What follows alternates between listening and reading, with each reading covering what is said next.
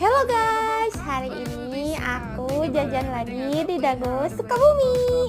Kali ini aku jajan bapeda.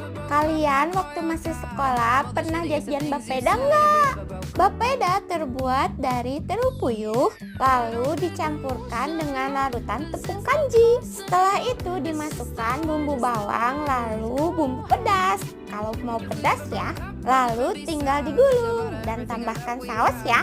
Dan rasanya dijamin nagih deh. Untuk harganya cuma 5.000 dan dapat 4 loh. Untuk video lengkapnya tonton di channel YouTube Giri Media. Jangan lupa subscribe, komen, and like.